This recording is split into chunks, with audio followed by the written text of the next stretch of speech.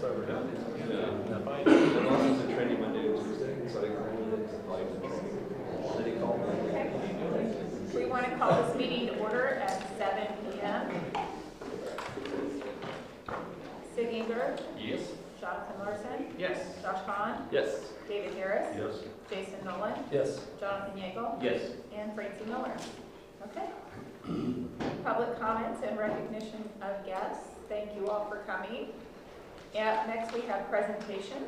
First up is Exemplary Nights. First we're going to recognize our Exemplary Night staff members. For our Exemplary Night staff members, they have been recognized by their peers for their exemplary work. As a Board of Education, we want to thank you for your efforts and positive impact on Blue Ridge. From Schneider Elementary, we have Maria Aldridge.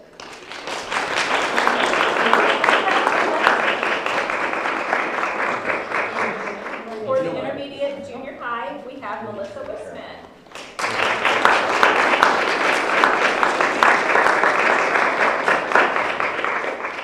And for the high school, we have Elizabeth Raines.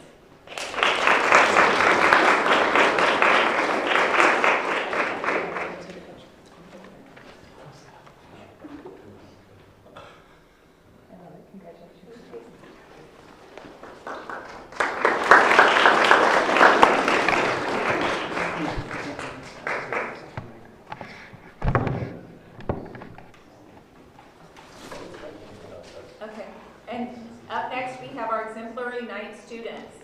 Tonight we recognize the exemplary actions that brought you to the attention of your teachers and principal. As a Board of Education, we appreciate your efforts and excellence. We want to say thank you for a job well done. From the high school, we have Tyler Holtz, Winger. For 8th grade, we have Mia Tiemann.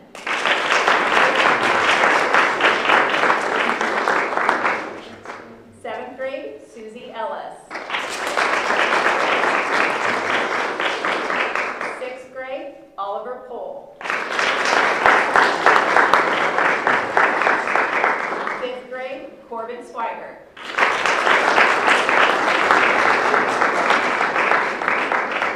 4th grade, Aaron Isaacs.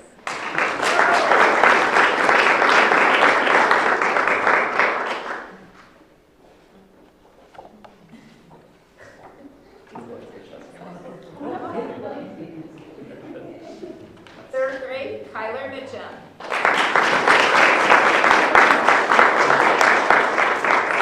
Second grade, Ivy Coca.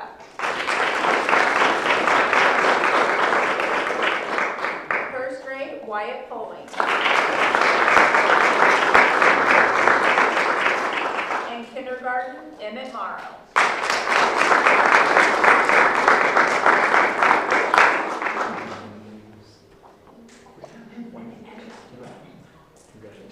Okay, I'm going to arrange you guys to get a picture. So come this way. So the podium's down the way. So big kids come here. Yep, perfect. Love this, love this. Tyler.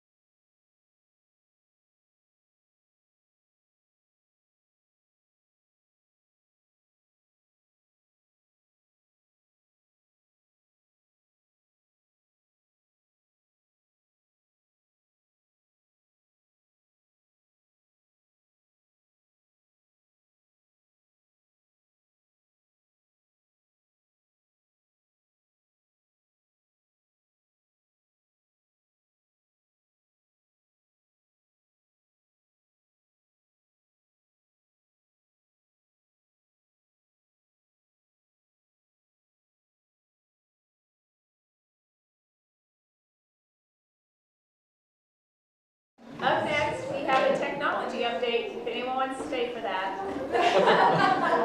I want to do. No offense, Dave.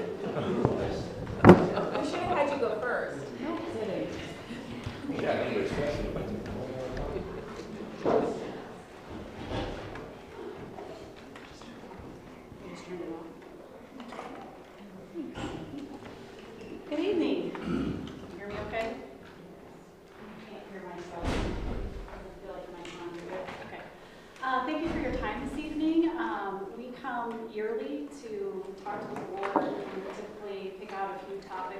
discuss.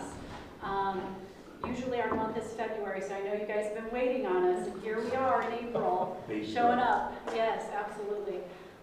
So if you don't know me, my name is Andrea Weedman. I'm the technology coordinator for the district. I'm also a classroom teacher, so I serve a dual role. We have Dave Kramer with us. He's part of the technology department. He's a network specialist for the district. And then we have Douglas Kramer back there, and he's the technology assistant for the district. So that's our team. Tonight we're going to talk about 3 specific items. One of those being a hot topic with the integration of artificial intelligence. We're going to talk a little bit about policy and implementation here at Blue Ridge. We're going to talk about technology trends, and then we're also going to outline summer work, okay? So, starting with AI, 2 years ago, Dr. Stanifer and I sat down and we started to develop policy and guidance surrounding AI for our district. And we did so in such a way that we wanted to complement other policies in the district, like our acceptable use policy. We wanted to make sure that we were compliant with student data privacy, and we wanted to make sure we were holding academic integrity as well. With that, the guiding principles that we chose to use were responsible and ethical use, supporting academic success for students, and to utilize AI as a tool for empowering both students and teachers. To that end, as far as classroom integration goes, we have 2 tools that we utilize within the district. Those tools are called Magic School AI and Google Gemini. We have offered professional development on both. At the K-12 level, we've had Magic School AI professional development. At the 7th through 12th grade level, we've had professional development done on Google Gemini, both great tools to use. We chose those tools because they maintain student data privacy for us. It is recommended to teachers very strongly that we are not entering any sort of personally identifiable information into those tools to keep information safe. We chose to adopt Magic School AI in August. That decision was made because it is a tool that both teachers and students can use. The student side of it has a lot of teacher controls in place, so teachers decide what would be an appropriate tool to turn on for students to use, and then they share that tool with students. There is monitoring on the teacher side. It's only open to those particular students and only that particular tool that they choose to share. We've been very impressed with the program. We intend to keep it. There is a conversation about perhaps opening up Google Gemini to students at the high school level, which is currently blocked. So that's just beginning to be talked about. When I'm talking about from a professional development standpoint, when I'm talking about AI with teachers, some of the things that we definitely discuss is that it's not error-free. There certainly is bias integrated into the program based on some of the training data. So there is a need for teachers to take whatever they create and to personalize it using their touch. Typically, best practice is at least 20% of the work needs to be coming from the teacher in order to make sure it fits their classroom needs. Some examples of best practices that we've shared with teachers would be to take text. Maybe the text is too advanced for the students, and maybe adjusting that text to a different reading level for students to reach their abilities and make sure that we're differentiating for those particular individuals. In addition to that, we've talked about increasing efficiency and saving teachers' time and lessening their workload, whether that be by quickly creating a classroom newsletter or perhaps using it to create a rubric for a project, something to that nature. As far as students go, we do have students that are utilizing AI within Magic School. Some examples of that would be a student uploads a first draft to get some writing feedback, okay? They might use it to strengthen an argument they have by using the debate feature. They might use it to create an image to go along with the story that they've generated. So lots of ways for students to use it, age appropriate of course. We try to make sure that we're considering that 7th to 12th grade level. As we go forward, the state is asking that students have AI instruction built in as part of digital citizenship, digital literacy. And so future PD will shift to student lessons and making sure that they're familiar with artificial intelligence as well. Do you guys have any questions on our implementation of AI, what we've done for teachers, students? Are either of those tools extra license fees or anything? So Magic School does have a cost associated with it. Google Gemini does not. All right, some trends to talk about. Just through networking and conferences that Dave and I have attended, we've noticed some shifts with one-to-one, and so we thought we would bring that up tonight, just to let you know that we're watching, we're listening. And so we've been one-to-one since August of 2016. Most districts became one-to-one as a result of COVID. So we've had that technology a little bit longer than a lot of districts.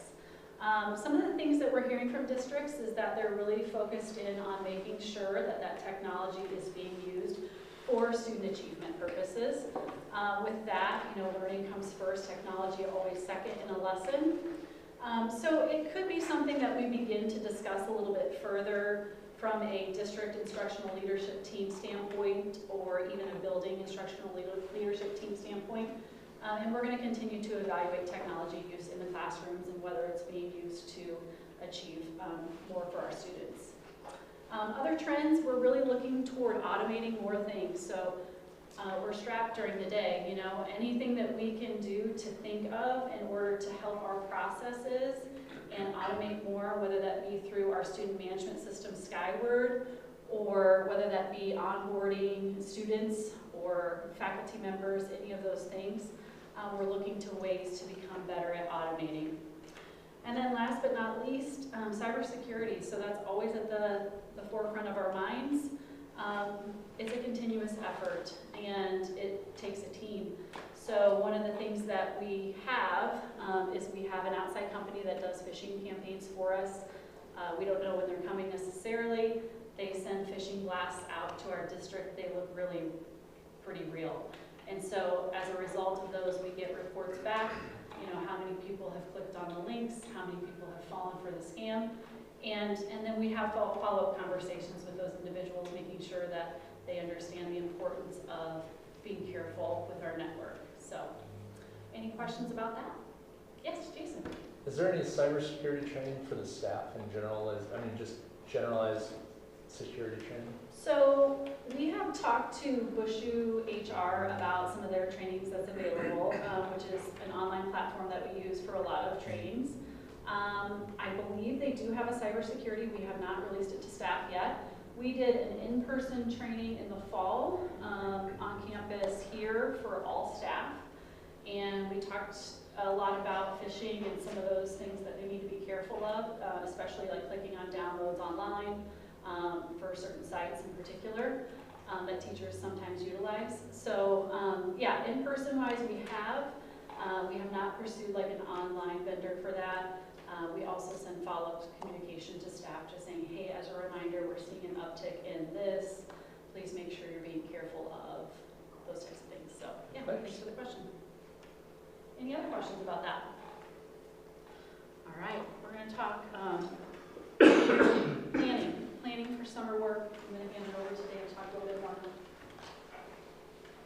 So typically summer is when we get a lot of our nuts and bolts work done, with staff being out of the buildings, students being out of the buildings, at least for the most part. That gives us an opportunity to do some heavy lifting when it comes to network changes and things of that nature. So this year, we'll probably start with the work that we do with our student staff member, things that Doug takes care of and that I assist with.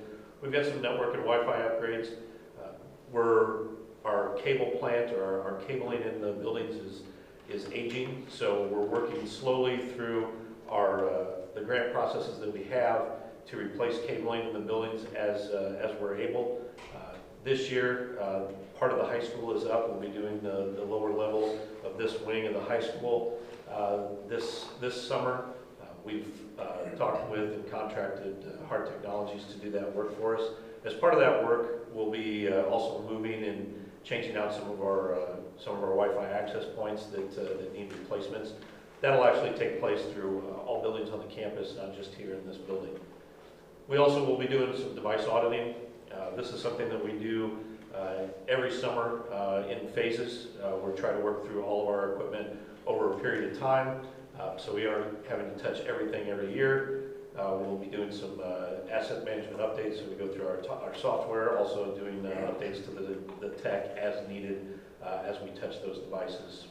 We also have some classroom display, our ViewSonic displays that we have in pretty much all the classrooms at this point. We'll be doing some, again, management updates to those, firmware updates, things of that nature. And then, of course, Chromebook maintenance. We've got a lot of Chromebooks we take in at the end of the school year. Typically, our student worker takes care of the majority of the cleaning, re-imaging, and prepping those to be deployed in the fall when students return. That's right. So along with that, for the summer work, which I think you guys received some details about some of this already, we'll be doing some firewall replacements. The firewalls that we have in place presently have been in place for, I believe, 4 years. Those devices, although capable, we would like to have some better reporting from those devices. That was what prompted the change. The company that we use for the majority of our networking equipment has a nice upgrade that we can perform that gives us a lot better reporting, better VPN connectivity, which is connectivity between the buildings, and some security enhancements that we don't presently have with our devices. So we felt like this was a good time to move on that.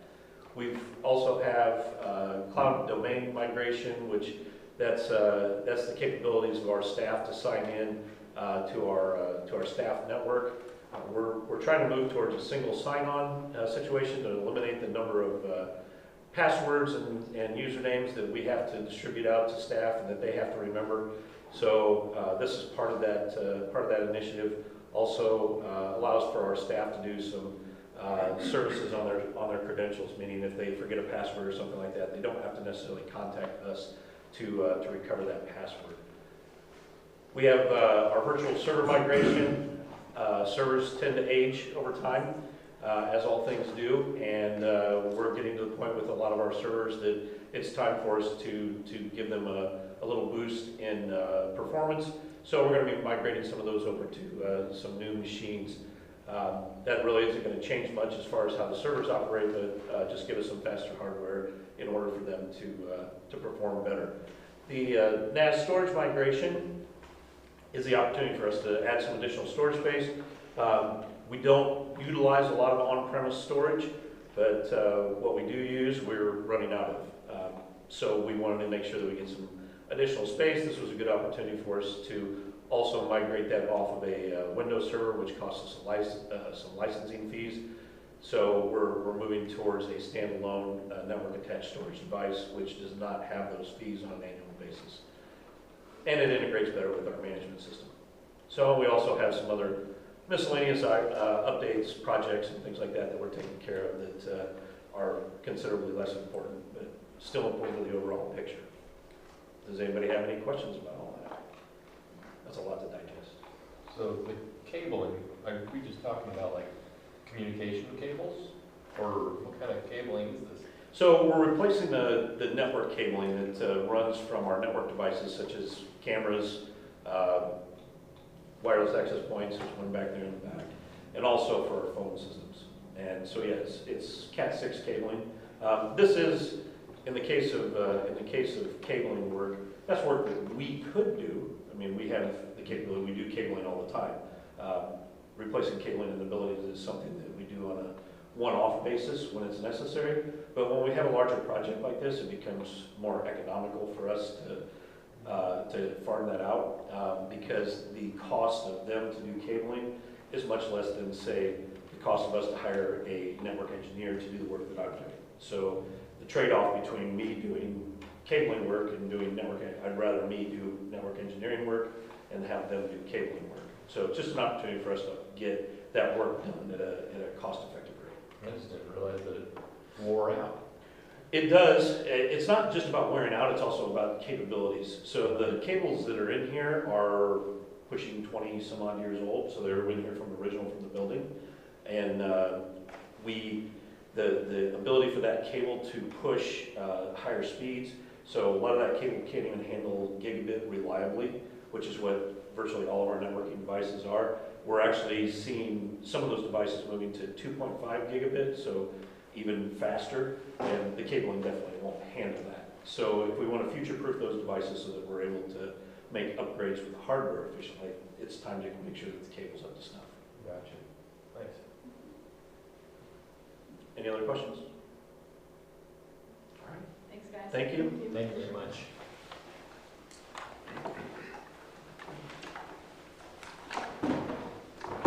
Up next, we have communication. The IASB liaison talking points is in your board packet. Then committee reports. Only committee that's met was the negotiations committee. We had met this week. Still working on collective bargaining. Still have some work to do. So we have our next collective bargaining meeting on the 21st, I believe, which is next Tuesday. And Tony's making soup, she said. And Tanya is making soup. Everyone will be fed. That's right. Doesn't kill things. Yes. Wait, so you're gonna eat all before I get there? Oh, I did tell her if she was making cookies, we needed double the cookies. So we saved you some cookies. Saved That's 2 okay. cookies. Only because I jumped on them before Steve got his hand in there. That was, I would have eaten them. They were really good. It could be both. But I told her double. Can I, Yeah. at PR Connect, I did tell her we need double the cookies next time, because they went very fast. Less soup, more cookies. Okay, administrative reports. Okay. Ryan? You have my administrative report there. I'm going to focus more tonight on the strategic plan and also the QFR, just so you know. So we'll start with the strategic plan. Taking a look up there, work with the admin team. They have done a great job updating along the way. Kind of go through each one of those goals. When we look at growing air examination of data, once again, continually finding ways to look at a couple of different things. We look a lot at iReady data and then curricular data. So those curricular assessments, what that just means is at the end of a unit or end of a testing week, or even just sometimes informal data that we're utilizing, like, just at the end of each lesson to make sure the students are grasping that information and hopefully driving their instruction prior for that next day. As we go down, I know that is not there, so you're going to have to utilize the board here. Your own computer document. Evaluating curriculum is our next 1.2. That is one that we continually are working on. A lot of that is done this year through our ELA professional development with CKLA. CKLA is our English language arts program that we implemented this year, K through 8. A lot of the focus this year has been on number one, just enhancing planning, and also just on improving student engagement within those pieces and within the curriculum there. Another big conversation that we just started, actually Paige met with our team last week, is starting the process of reviewing our math curriculum. There is a kind of a numeracy plan that is coming from the state, and right now what we are trying to do is just kind of get out ahead and evaluate our curricular materials and determine what our next steps are with curriculum K through 12 math. And hopefully we're potentially looking at maybe an adoption in 27, 28, so a couple of years before we get there. A lot of that work will be done next school year. Enrichment opportunities and interventions that are there, continually are working on providing enrichment interventions. Interventions are a key component. Our title program is really strong in that area, and that's where our MTSS programs help support students of all needs. iReady Growth is kind of one of those big tools that we utilize, and then teachers are collecting progress monitoring data, specifically title teachers, that are kind of giving us ideas about the growth that students are having or lack thereof, and kind of how to adjust and so on to make sure that students are receiving the instruction that they need. 1.4 looks at the end of the strategic planning cycle. That is one that we will hit upon later in the year. And then ACT work. Some of the ACT work is ongoing. This is kind of a semi-annual goal, but high school added an additional one here, and that's great because there's a lot of work that continually goes into preparing students for that assessment. I know that the high school admin met with teachers to present ACT training to staff. Additionally, it met with all those individuals who do take the assessment, basically everyone except for seniors in our building, to look at just kind of test-taking strategies and ways to just really prepare and hopefully have improved test performance. They did that assessment last week on the 9th. When do we usually get results on that, Mr. I think the kids get them in a couple of weeks, but the school doesn't get like our official results. Reports, okay. Next up, we kind of look at district and community relations. That's something that we're continually trying to do and provide access to families. If you take a look there, each building broke down kind of the things that they're doing. There's an extensive list there, you know, from pre-K growing together events to parent education nights, spring concerts, the drop-in and read event that took place at Snyder, spring open houses and book fairs.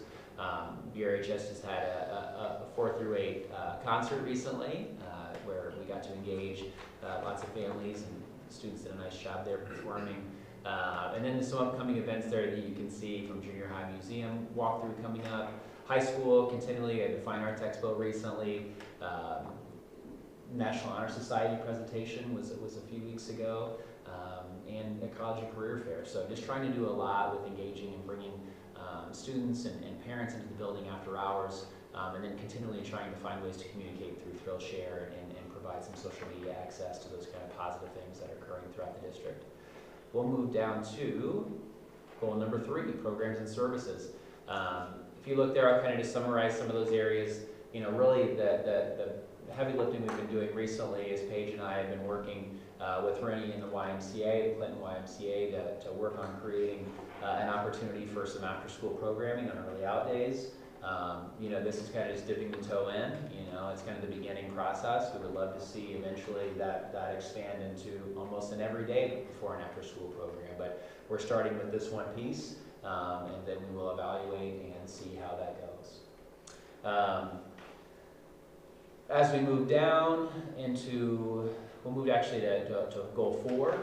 So if you look at the finance pieces, the 2 goals there are really contract negotiations, which we are currently doing. You can kind of see my update that's listed in there, and we're a part of it, and we're up and running. So we've been, you know, I've researched a lot of local contracts, had conversations with local school districts and superintendents, you know, reviewed our collective bargaining agreement a lot, and continue to find ways and solutions and options. You know, we want to work with the union to be able to create a competitive salary and benefit, you know, package and contract, while also maintaining district's financial stability. So that's really our goal as we move forward with that process. If you look at 4.2, just that's more of an investment piece, and you can see kind of the response there, but really just continue to work with the finance team to manage and invest those funds, and just that way they can support different activities and things that are happening throughout the district. You know, I included, you know, we've seen investments rates drop, but that's kind of everywhere, not just us or anything that we're specifically doing, but we will continually monitor that and look at the best ways for us to maximize dollars and get that interest. So, last but not least, well, a couple, I guess there's one more here. Report 2 looks at the QFR, which we're going to talk about here next, so I won't go too far into that. And then the facility side of things, those are semi-annual goals, so we will touch base on those goals when we get to closer to June. We'll do a facilities meeting coming up soon, and we'll talk about that after the meeting. Okay, next up, QFR, Quarterly Financial Report. So you have those in front of you today. There are 2 documents that are here. If you look in the bottom left corner of that rectangle, you'll see 2 asterisks. One says no early tax money included. One says early tax money included. So if you want to take a look at the early tax money there, we'll start there. You know, basically you can see the columns. The main columns that we're going to take a look at are kind of E and F. One is proposed revenues, one's actual revenues. The other one's going to be I and J, which are actual expenditures, and H and I, which are proposed expenditures and actual expenditures. We'll also look at G and J. So really those 6 there are the main ones that we will go over. We're going to start in column B. If you see where it says Education Fund 10, we're going to go over to actual revenues. You can see that up to this date, including early tax dollars. So that means that we received tax money for FY26 in FY25. We received it in June. And so that money is showing on the other budget, basically. But our fund balances are strong. You can see we've collected about 93% of the revenues, which is great. The money that is still out there that you do not see, some of that comes from, sorry, let me grab my notes real quick. Fund 10, there's really kind of 4 or 5 main areas. Number one will be, we have a farm, the Flanagan Trust. We typically get revenue every year from them. That doesn't usually come in until later in the year, usually May or June. That's typically around $200,000. EBF money, we still have about $300,000. That's evidence-based funding. That's our state money that we receive.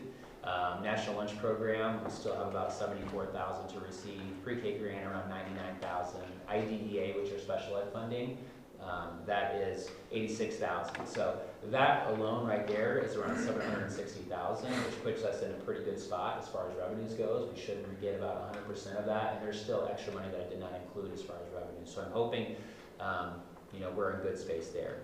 If you keep going over to the right, you can see the actual expenditures as well. In column J there in Fund 10, you can see we're about 78%. We really want to be about 75, so we spent a little bit more than what's expected at this point, but we're still in a good spot.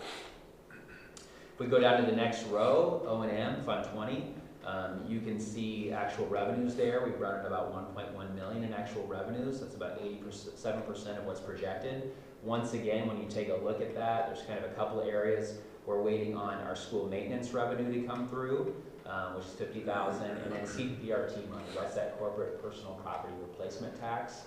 That's about $100,000 that we're waiting on there. Say that fast, 5 times CPRT. So once again, that's going to get us close to 100% of our revenues being received. So overall, we're in a pretty good spot there. You can see the expenditures there, $948,000. That's only 65% of our expenditures. Hopefully, we will end up in the black there, and we should. Transportation Fund 40. If you look at that, column F, actual revenues, $801,000 we brought in. That's about 84%. You can see actual expenditures around $686,000, 76%. Once again, right around that 75% number. When you look at 40, we're still missing around $132,000 worth of mandated categoricals. If you remember what that is, I know David is very well aware because he went down to the advocacy day and talked about this with our representative and our senator. But those are our reimbursables for special ed and regular transportation. So we're waiting for that money. We knew it was going to be prorated already. We were looking at between 60 and 70% in both of those areas. So hopefully that money comes in. We're in good shape. Also waiting for some CPRT money there, around $26,000. I project our revenues will be around $959. We're still actually maybe even slightly above revenues, even with some prorated mandated categoricals. That CPRT money helps to offset. I think we covered that. Okay, let's take a look at Fund 70. I know we're staying in those operating funds up top. So Fund 70, not a whole lot of action there. Fund 70 is our working cash. That's kind of our savings account in some way, shape, or form. You can see we've run at about $98,000, 98% of what we expected. We've had no expenditures out of there, so we're in good shape. Let's move down to closed funds down at the bottom. If you look at bond and interest, that's Fund 30. You can see our actual revenues, 1.24, that's 102%, so we've actually done pretty well in that area. Expenditures are at $972,000. So you can see that 77%. There's one more payment that we will make in the fourth quarter that will help get us to where it will, that will balance that out to 100%. So we're doing well there. IMRF Fund 50, we've received in revenues $376,000. Kind of right around what we projected. You can see kind of what we spent, 77%, so we're right on task there. Site Construction Fund 60, we brought in some revenues, 105%, actually more than what I had projected. And then you can see the revenues, the expenditures there in Fund I. And we know that we overspent there a little bit. That was due to that that payment that we did not receive, that should have been paid in FY25, we did not receive later, and it's on this year's budget, so we were over there. We've known that since first quarter. So that will prompt us to have to do an amended budget for May and June, and that will come in May. We'll kind of start that process. Tort is there. Tort is Fund 80. You can see our revenues there, 344,000. So that is an area where I think I over projected our revenues, to be very honest. I thought we'd get a little bit more money. We still should receive around another $20,000 in CPRT money, maybe a little bit more. So I'll be interested to kind of see how that plays out fourth quarter. And once again, we will have another QFR fourth quarter, and we'll kind of see where we're at. Expenditures, we're at 309%, 79%, so a little bit higher spending. But if you remember, we do our property and casualty insurance first quarter, and so that's a big number with our workman's comp renewal as well, and so that really inflates the beginning of the year.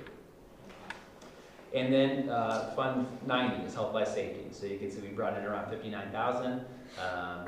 Projected revenues around 93,000. A lot of what we're going to wait for there, about 35,000 just in interest, basically. So we're going to wait for that interest to hit at the end of the year, and hopefully we'll have some good numbers there. And then you can see as far as Health, Life, Safety goes, expenditures definitely below, but we do have some different projects. The main project that come out of there is the window HLS replacement here at the high school, but we have some tuck pointing, and so we've already seen a few tuck pointing bills come out, and we might have some before the end of the year, or before the end of the fiscal year. Any questions about the QFR there? That's kind of the main piece.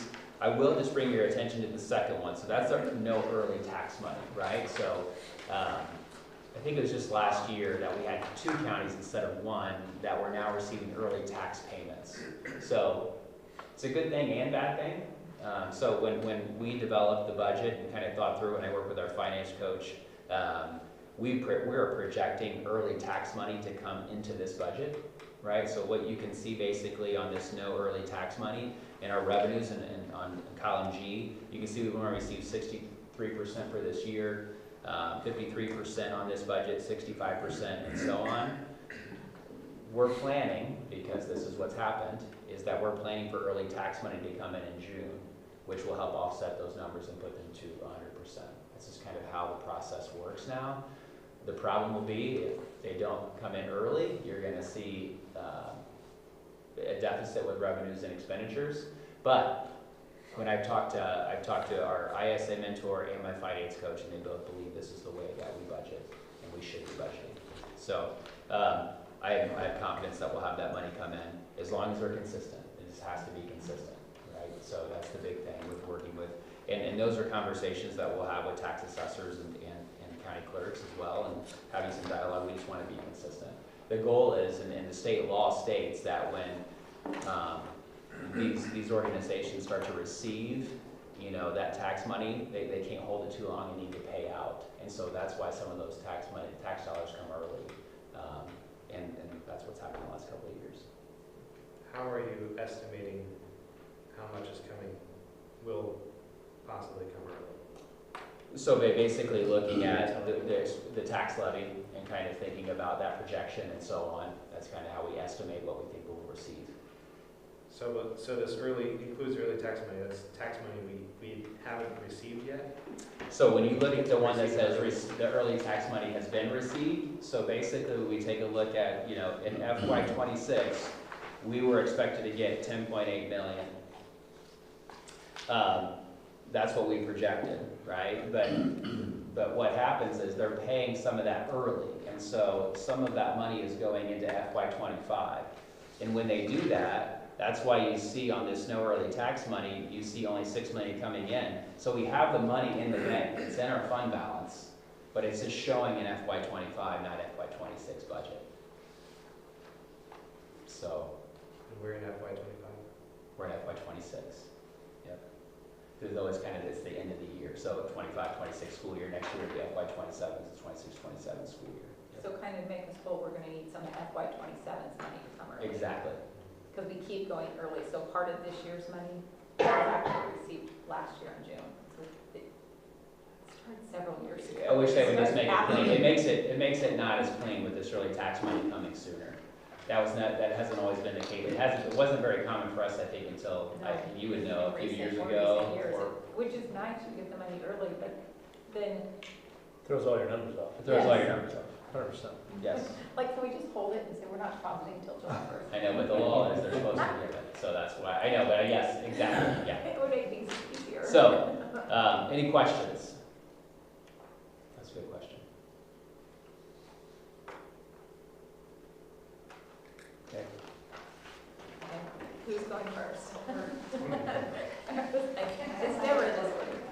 Oh, wait, it's Paige. Paige, it is Paige. She was on the winning team tonight. Go ahead. Oh, That's okay. That's what's up. Okay, so I was gonna talk a little bit about the math curriculum review, but Ryan kind of touched on that. But our first project that we're doing together is to review that state numeracy plan that ISB has put out. It is not in its final draft yet, so we're going to go ahead and start reading it with the idea that we may have to read a little bit more as it evolves. So we will meet again next month. On May 5th, we're going to have our first AP Chem exam, so that's very exciting since this was our first year of the course. Mr. Easter is going to be the administrator for that, and he's really pumped about it, and he's ready to go. He's done all the trainings, so that's exciting. I don't think the kids feel the same. Probably not, but it'll pay off in the end. Right. In my report, I mentioned, and I know that this is on the agenda for later, but we would like to look for approval of a new K through 5 music curriculum. We've been piloting a program called Music First for the past 2 years. It's approximately $800 a year. The curriculum that we would like to adopt is called Game Plan, and it has a one-time cost of around $4,000. So within 5 years, we would pay what we normally would pay for this 1-year license, and we would have all the materials to continue that until we felt like it was out of date. The main difference, and I'm not a music major, but Colin is here if you have additional questions, but the main difference between the two curriculums, Music First talks about what music is. However, Game Plan is more about getting the students involved, getting them up and moving and making the music with the different instruments. And from what I hear, it's much more engaging. Did I summarize? Yes, I would say it's a very good summary. Okay. Okay. Do you have any questions specifically for Colin about that curriculum? Okay, I put a couple links in there, but he came tonight graciously just in case. Let's see. Under the business department, this is also on the agenda to hopefully approve some new curriculum for them. If you remember, we kind of restructured the business department, and so we're consolidating. We're making computers app 1 and 2. We've removed the word processing part of that. Did I say that right, Mr. Easter? Okay. And so I included a quote of a curriculum we would like to adopt. It includes textbooks as well as a 3-year digital access. So if we decide at the end of 3 years we just want to use the textbooks, we don't have to pick up any additional costs after the 3 years. The program that they're currently using has a copyright of 2016, and so with technology and curriculum, we need to keep it relevant. So I think it's a good time for us to take a look at that. If you remember, we switched from sports marketing to a more general marketing course. This is an online textbook. It's a 1-year annual license. The curriculum that they're currently using also has a copyright of 2016. The next on the agenda is we would like to purchase a new curriculum for our new entrepreneurship class. That would include textbooks as well as a 5-year digital access of licenses. Again, at the end of those 5 years, we don't have to pick up that cost for the online access if we just want to continue with the textbooks after that. But it's kind of the way that they bundle it is with the online access as well as textbooks, usually when you make the initial adoption. And then the final curriculum that we wanted to add was for our tech prep program. That currently is a copyright we're using of 2012, so it's overdue probably for an update. That would include a textbook and then a 6-year digital access license. Later in my report, I mentioned we're looking in the consent agenda for the approval of the Blue Ridge High School course description guide. You looked at that a couple months ago. The only two things that we added were those 2 Ed Pathway courses that we were waiting to make sure that we were going to A, have students who wanted to take it, B, we had a teacher that would be able to teach it, and I think we're good to go. So we're looking for approval on that, and I think that's it. Do you have any questions? Okay, now you can go over.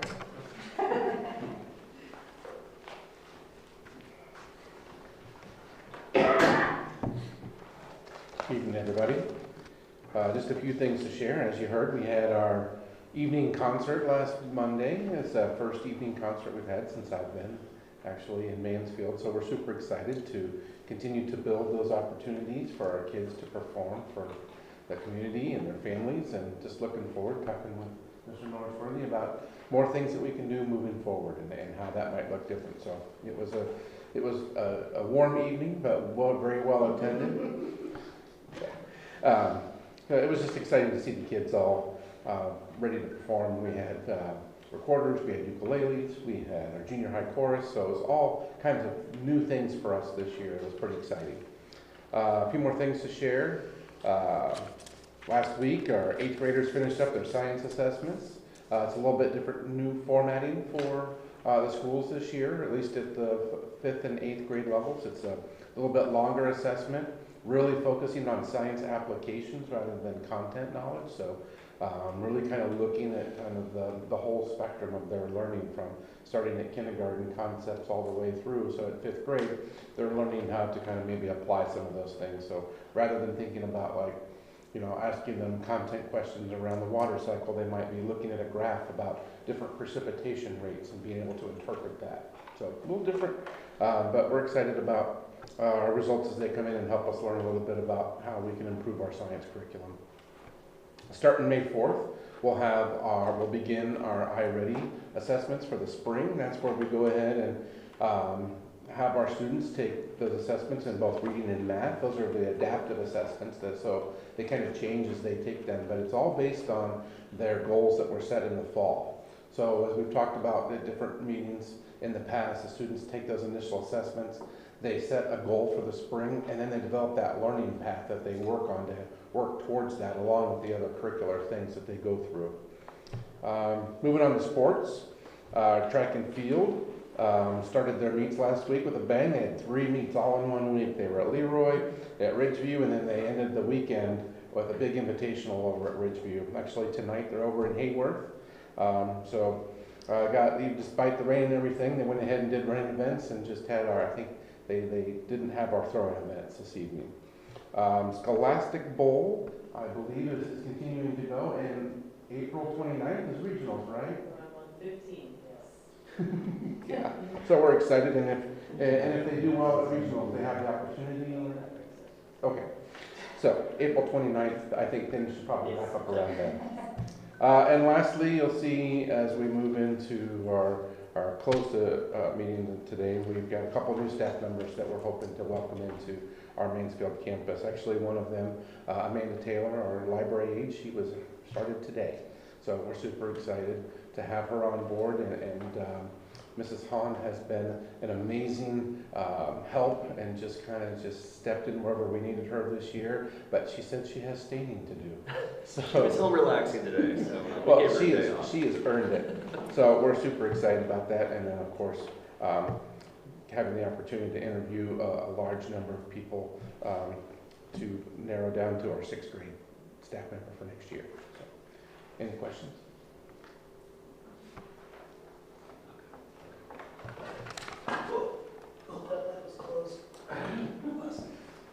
All right, I will try to be brief here. Let's see. Tying in a couple of things that were covered tonight. When Andrea was talking about Magic School, she was talking about a lot for kids. It's also a great resource for our staff. And so she mentioned they've done some trainings it has capabilities of creating lesson plans for teachers. So if they think of there's a certain topic they want to cover, they just kind of give a little information and it will spit out a lesson plan. And they can design it they can say for 9th grade students or for 12th grade students or whatever, and it can adjust to different levels. We also had them use it tying into something else. It can create practice ACT prompts in any subject matter. So Family Consumer Sciences could one day just do an ACT prompt on some kind of food thing, and kids, and I was in there one day when they were actually doing that, and kids would read an article as on the ACT and then answer questions like ACT. So it's a tremendous resource, and we've been putting that to use this year in many spaces. As Mr. Payton mentioned, yep, ACT was last week. That was a really big deal. And we are anxiously waiting to see those scores because they make up a big part of our school report card, which determines how the state says we rank as a school. Another thing that's part of that is our graduation rate. And as we wind down the school year here, Mr. Kirkton and I are having lots of conversations with seniors, really pointed conversations with seniors that might be on the fence. We've got some that we're going to have to limp across the line for sure. Before we get to that point, prom is May 2nd, so that's coming up really soon. Our honors night is the following Thursday, but before we get to that, also Paige mentioned the AP exam on May 5th. May 5th is also the night of the first home track meet, we're going to need all the help we can get. So, I mean, if you can, work a rake, if you can pull a tape measure, if you can pick up implements, if you can put a bar back on a stand, if you can do any of those things, we can probably find a spot for you. We need a lot of help to run a track meet. So look for information about that, or reach out to me if you'd like to volunteer before I twist your arm. And yeah, graduation is coming up on May 17th, and of course that's what all the kids in school are looking forward to. Any questions? Anything with knowing who wants to attend that day, as far as board members and so on? Oh, on graduation? Yeah. Usually,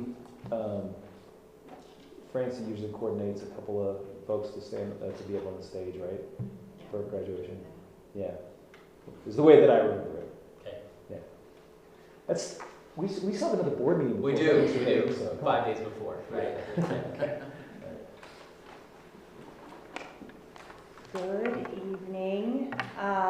Okay, just a few things that are going on next door. We have our pre-K parent ed night tomorrow night, and we have Lauren Duggins, not Lauren Trimble, coming to talk with our families, our parents, about pre-K meltdowns and emotional regulation, which I'm sure that never happens, So we're going to talk through kind of ways parents can support their kiddos. So that's tomorrow night, that's dinner. Also tomorrow during the day, we have 2 rounds of kindergarten tours. So if anybody wants to come and join the tour and learn a little bit more about Snyder, you are welcome. They're at 9 and 1. So we'll be doing that tomorrow as well.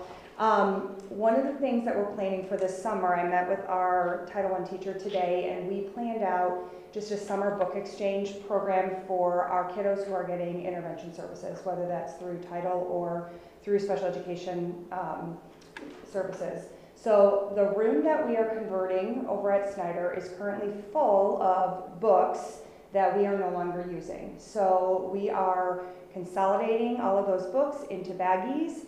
We are planning to have 3 weeks at the beginning of the summer and 3 weeks at the end of the summer to do a book exchange where they come back each week, they exchange a baggie for another baggie, they go back, they get a little treat or popsicle or sticker or something when they come and exchange.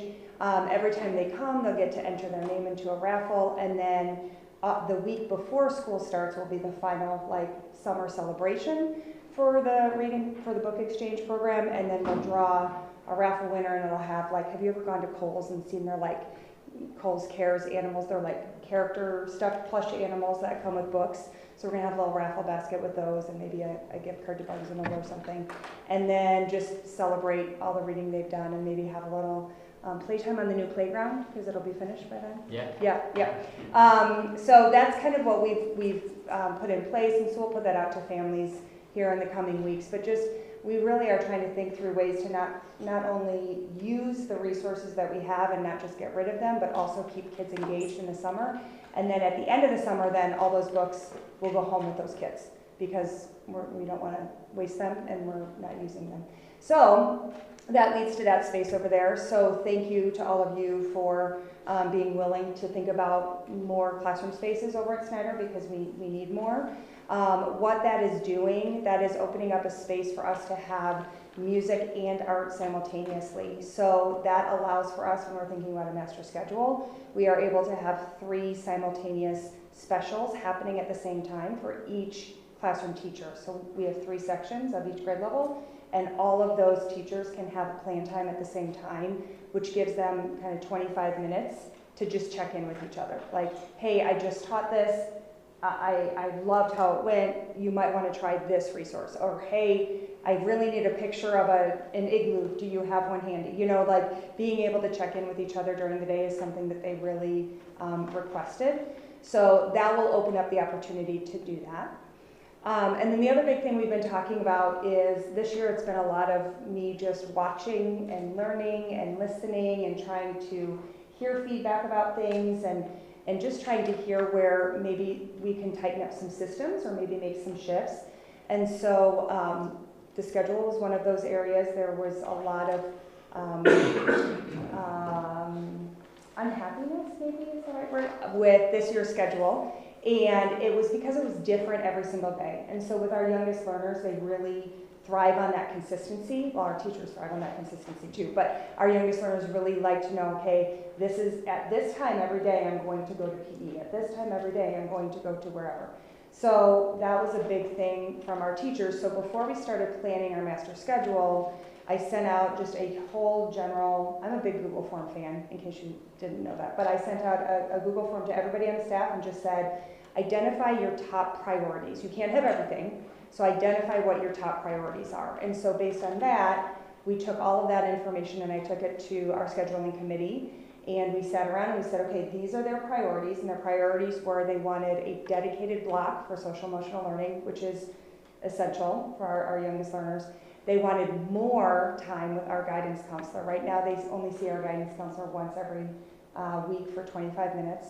They wanted more time for ELA and math instruction throughout the day, because a big thing that we're hearing is we just don't have enough time, we just don't have enough time, we just don't have enough time. And they also wanted a common plan time. They wanted a time when all of them were going to be available at the same time to touch base. So with those priorities identified, then we went and had an admin meeting and talked through like shared staff, because that's a very important puzzle piece, and we've got people who are shared between the high school and the junior high, and then people who are shared between the middle school and the junior high and Snyder, and so all of that impacts everything. So based on that, then we kind of came back together and I brought it back to the scheduling team, and I said, okay, here are our limitations.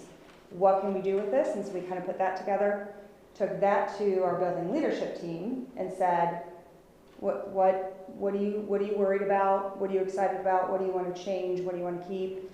They kind of offered some different feedback, and then we're hoping to have the final iteration soon. I've asked for them to kind of think through one of the changes that we're considering. We have 4 different possibilities for our specials. One is a week-long, how do I do it? How do I explain this? A 3-week rotation where Class A goes to music, Class B goes to art, Class C goes to guidance. And one of those days they go to library instead of that special. So that's, and then they rotate. So then the next week you go to the next one, and then you go to the next one, and then it repeats. Then the second iteration would be if you pull library out of that and you have a day 1, day 2, day 3 schedule. So they go to art on day 1, music on day 2, guidance on day 3, art on day 1. And the advantage of that is if you don't have school on Monday, you don't miss your Monday special. It just picks up on Tuesday. Or if you don't have school on Friday, it just picks up the next day. So that was one of the ideas.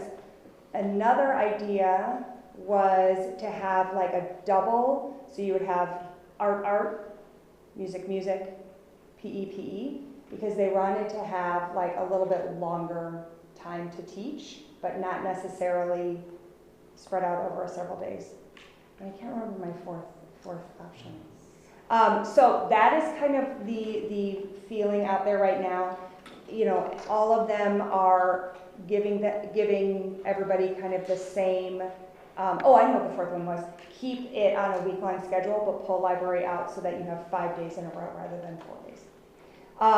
So it's kind of keeping everybody on the same number, but not necessarily in the same order that they've been this year. Because it's always been Monday music, Tuesday music, Wednesday art, Thursday art, and it won't be a day-by-day kind of rotation. It's very confusing. If you want me to lay it out visually, I'm happy to. It's better on a spreadsheet. It's better on a spreadsheet, yes, yes. Again, Google Sheets, Google Forms. But I'm happy to explain that further if you guys, are thinking or wanting to know. Oh, no, we're done. I think we trust you, you're good. Any questions on any of that?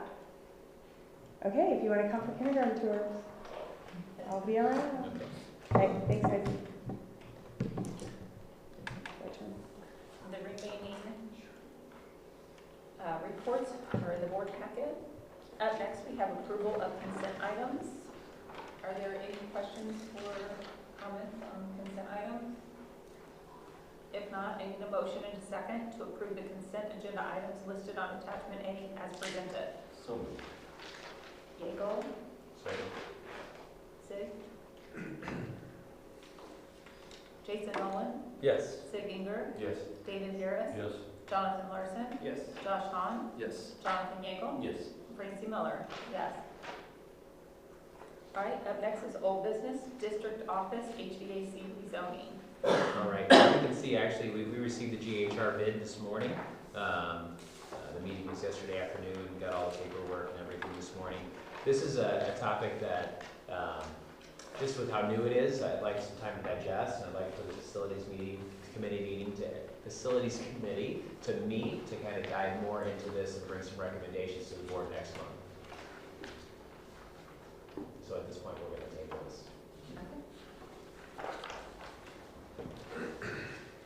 So up next, we have the VRHS second floor insulation project bid approval. All right, so you can see that bid also here. I know that the facilities committee met over spring break to do a tour and to kind of look at things a little bit more closely. Based on those conversations, we're able to meet with and have dialogue with Richard, who is our mechanical engineer at GHR. He was able to put together some bids. You can see the two bids you can see the bids listed here. We had a bid through Henson Robinson and one through United Mechanical. GHR is recommending that we move forward with the Henson Robinson. So there's kind of one thing to talk about here. Number one is that the base bid is the $36,500. That base bid includes basically the insulation as well as the drip pans and the drains, and then the condensation pump, I think is what that is called. And then the alternate bid that is there is the heat pump. Some people prefer like as a mini split type thing that would be installed there. I personally don't believe we need the alternate bid. I think we can go with the base bid, and I think we'd be in good shape and hopefully have that problem fixed. Are there any questions or comments? And if you remember, this is also from the school maintenance grant, so this is money that we already have in-house. This is where the grant covered matches what our spend is? Yes. Well, and so they basically give us $50,000, and then whatever we don't spend, we send back to them. But we had another project. There was actually 2 projects included on this. I'm not sure exactly how much is left, but I know that we have enough to cover this cost.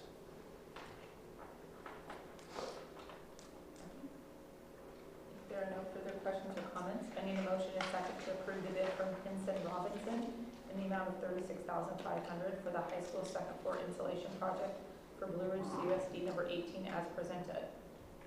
So moved. Jason? Second. Josh? Sig Inger? Yes. David Harris? Yes. Jonathan Larson? Yes. Josh Hahn? Yes. Jonathan Yeagle? Yes. Jason Nolan? Yes. Francie Miller? Yes. Up next, we have the Schneider Elementary Classroom Conversion Project. Yeah, so this has been on before, and basically it's kind of finalizing some of the permit work and some of the drawings, design that goes into this new classroom renovation. Work with Scott Wachter, who is our architect. We got the permit from the Regional Office of Education. You can see just the drawing, what the design will look like, including a couple of those kind of closet spaces, some electrical outlets, some new lighting, we'll add some floorings there. You know, in the original projected cost, you know, Scott was around 15,000. We think we can do that quite a bit less. I don't think the materials will be as much as what we think, and then we'll hire out and get some bids on a certified electrician to come in and to run some of those new lines.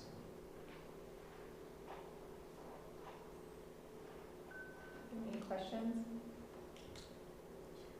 If not, I need a motion and a second to approve the Schneider Classroom Conversion Project for Blue Ridge CUSD number 18 as presented. So moved. Second. Larson, Sid. David Harris, Yes. Jonathan Larson, Yes. Josh Hahn, Yes. Jonathan Yeagle, Yes. Jason Nolan, Yes. Sid Eager, Yes. and Francie Miller. Yes. Up next is the intermediate junior high arrival and dismissal. This is kind of just a discussion topic for right now. I just want to make sure we're continuing to update you with everything that's going on. And so, as you know, the Village of Mansfield had decided to move McKinley back into a two-way. Originally that was planned, I think, for March or April. We were going to meet with the village and have some dialogue, and they pushed that back to June 1st, so after the school year. Right now I know that Bert and his team are working to look at some arrival and dismissal plans and kind of what that will look like for next school year. So I don't have too much to share, but there will be definitely some adjustments as far as that drop off and pickup goes. Now, as a result of these changes, you know, it's going to make some changes for us, and it's going to develop it's going to create some things that we're going to have to purchase or look into or have dialogue about. Obviously, we'll need a lot of new signage because a lot of things are going to be changing. And so, you know, do we want blinking signs? Do we want, you know, what type of signage do we need? So there's going to be some of that dialogue that comes about. We'll have some more detail once we have the final plan. We can't really put a list together of signs until we know exactly what we need as far as where traffic flow goes and those type of things. Concrete work. So that's kind of something that had come up, and if you, and I don't have an image for you right now, but for those of you who are familiar with BRIJHS, you know, in front of the old part, the junior high, kind of on that east side of the road, you know, if you're on McKinley, there is a sidewalk. A lot of people pull in and park all along there, which is that junior high area. When you get out of the car, there's a pretty, about a, I don't know, 1.5 feet, 2 feet maybe, of grass that runs all the way down before the sidewalk. You know, some of the initial conversation is, you know, if we were to move, no matter what happens, whether it's a drop-off for buses or a drop-off for cars, we need a way to easily remove snow. And if there's grass and stuff in there, we're concerned that that's going to create some issues there. And so, talked with the city a little bit, or the village, and had some dialogue. I think we're going to need to maybe do some concrete work there, so we have just one concrete flat surface to make snow removal much easier and quicker and more efficient. The problem that creates is, you know, if we do that, there could be an issue with just like the grading or the plane, I guess. We have to make sure that water, you know, drains into the drains. It doesn't sit and collect and create other problems. So that's kind of the next step, is we need to kind of see what needs to be done with that sidewalk to make it, you know, I guess safe, and to make sure where it's not collecting water and creating issues. One part. Next part is the idea of, you know, a crossing guard, you know, and that dialogue has come up. If we're adjusting to this two-way again, you know, do we need to look at the idea of a crossing guard in order to support kind of a safe exit and entry into the building? You know, once again, still kind of preliminary conversation. I do know that if that's the direction that we go, that will be a cost that we take on as a district. The village has said they do not want to pay for any of that. So that would be something that we would have to take on. And I just wanted to kind of share a few of those things with you. I wanted to see what questions you had. I may not have answers today, but we can work on finding answers and just thoughts in general about that adjustment and change. You know, if you have them right now, share them. If not, you can send them to me and I can take them and bring them back next month and we can have some more dialogue about that. Has there been any talk about speed bumps or anything for safety, No, there has not. traffic calming kind of things? That's definitely something that I know. So basically also, once we kind of figure out what our plan is, we're gonna hold another meeting with the village. That's a good idea, you know, it does help hopefully slow down that space. And just, I don't know what the residents would think of having a speed bump on their road. But I know sometimes people get kind of finicky about that, but I think it's a great idea. I think it does slow down things. I like the idea of it, for sure. If speed is a concern, then. Yeah, well, I mean, it to me is, right? I mean, I want to make sure that we have the safest experience leaving that campus as possible. And I, you know, I'm not a police officer or somebody that knows, you know, is that an effective tool to help slow down? Can be more problematic in the long run. We can consider contracting to the city or county to have a officer present. I think K barriers would be great. Yeah. Well, they do have the temporary ones too, like I know the chief had used here, you know, that when that stop sign went out, he'd put them out there, and then, you know, they could be removed. So if the village was against it, but we felt like it was something that was important, you know, even if it was maybe near where the crossing guard's gonna be or something like that, it could always be something. I mean, I don't know how much of a pain it is to move them, but that could be something too. To maybe it's just during the school time and then they're moved out. They use them here too when there's like events on Main Street or something. Yeah. That's right. They don't close up the whole street, at least. Yeah. Are there stop signs anywhere there on the kid? And No. past the school, like Not- once you've passed in front of, then it's there. Yeah. Is that on the table too, like adding, if they're gonna change the way the road works, can they? I think to add a stop sign, they would have to do a full traffic study. Yeah. It would. And they're trying to avoid that because of cost.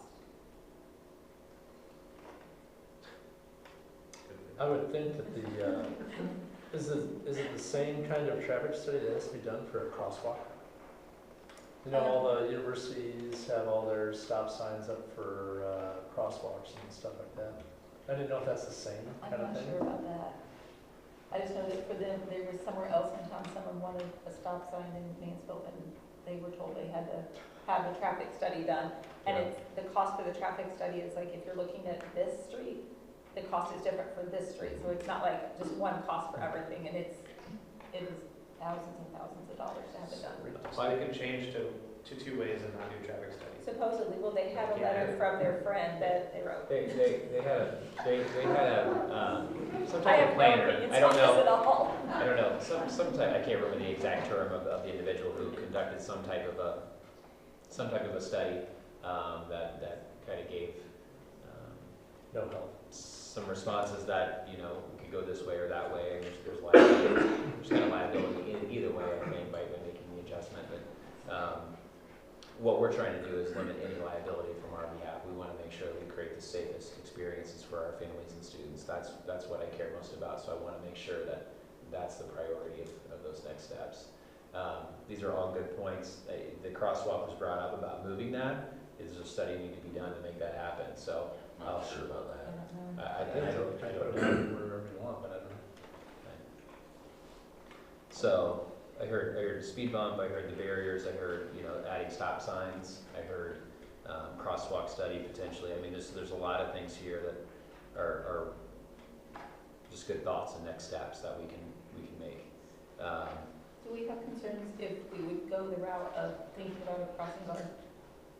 And that the district took on all that cost, that Farmer City would question why we're not taking on all that cost here? I don't know, we've had a good partnership with Farmer City and they've not asked us to take on that, so we're very thankful that, you know, that exists. And so hopefully we can continue that same split that we have had. city manager has been very responsive when dealing with him, so I don't have any concern about that right now, no. But, like you said, yeah, I mean, from an equity standpoint, if we're gonna pay for it all in Mansfield, you know, could And I know be a that who we have conversation here would be, it would be overtime then for that employee. Potentially, yes. Yeah. Yeah, if it's the same person consistently, if it's somebody on staff, for the most part, you know, there could be some individuals who, there's a few classes of positions that may be able to do it without going into overtime, but they would have to be willing and want to do so. Right. It's kind of an odd thing, because it's, you know, maybe 45 minutes in the morning and 30 minutes in the afternoon, so it's not probably an ideal position for some people, just because of the short spans. Yeah. But, you know, that's just something to think about, so that may come back up at the next meeting, or even at the June meeting. Not sure exactly what they'll look into on what those dismissal and arrival procedures look like. But I just wanted to kind of put it out there to have some, just to put it on your mind right now and think about it, and then we can kind of see if that's something that we do want to pursue, how we can bring that and make that possible.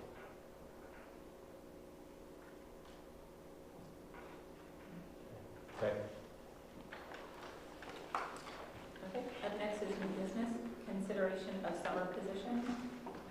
All right, so summer is a busy time. There's a lot of things that are occurring, from teaching and learning, like Kindergarten Jumpstart, to extended school year to support students with needs. You can see a list of all the individuals there. 3 Jumpstart teachers, 3 paraprofessionals, extended school year looking at, you know, 1 OT, 1 SLP. So OT is occupational therapist. I gotta slow down for you. I push those acronyms out. We're just so used to it. 1 SLP is speech language pathologist. 2 SED is special ed teachers, and then 5 parapros. Those are typically, it depends on the IEP, but usually what that looks like is maybe 6 days throughout the summer for about 4 to 5 hours with some planning time built on, so that, you know, teachers are providing high quality lessons for those individuals that are attending. Technology department, once again, looking for that summer tech support to complete a lot of the tasks that were mentioned up there. A lot of it is that Chromebook work and some other components that go into that. Maintenance, looking at adding, you know, 3 part-time painting positions, trying to get a lot of things painted and completed. That's probably about 3 days a week over the summer, is what that's projected to be. And then in addition to the part-time positions, one sub-custodian for the summer, just to help kind of fill out those teams so that we can have a crew on the floor and then a crew working on floors and replacing ceiling tiles throughout the district. So, what questions do you have there? I don't have a question, I have a comment. Okay. Last year when we did this, the technology assistant, maintenance custodian, I see those there, were posted only internally, and I found that very distasteful. I think it should be a public posting. We're free to choose who we want, but I just thought that was wrong. Okay. Thanks for the feedback.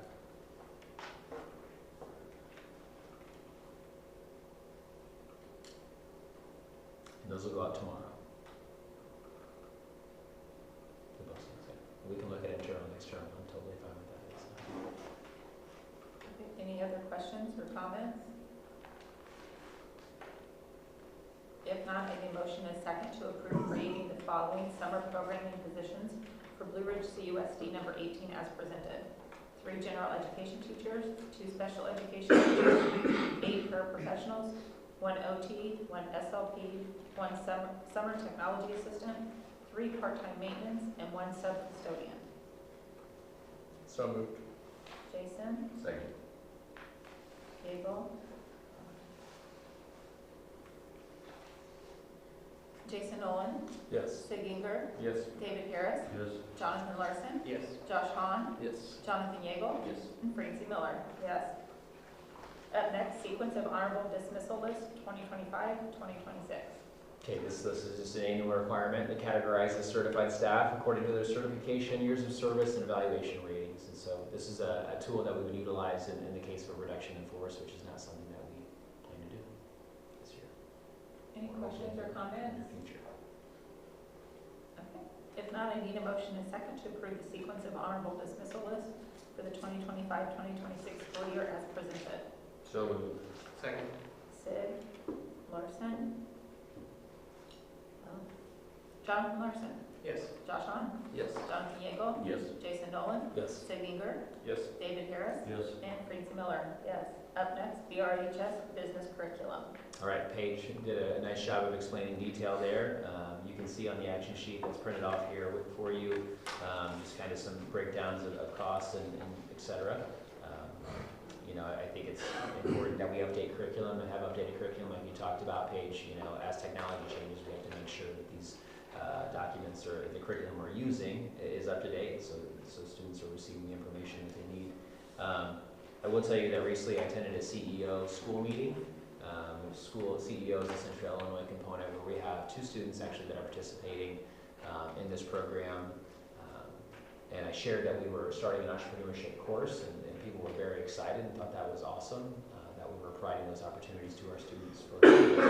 So there's 4 different districts a part of that CEO program. So there's students from Blue Ridge, Warrensburg, Latham, Clinton, and Monroe Forsyth.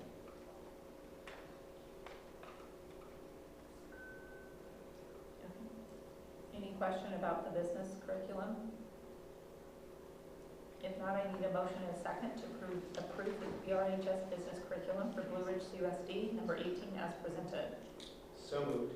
Second. Larson, Yeagle. Josh Hahn.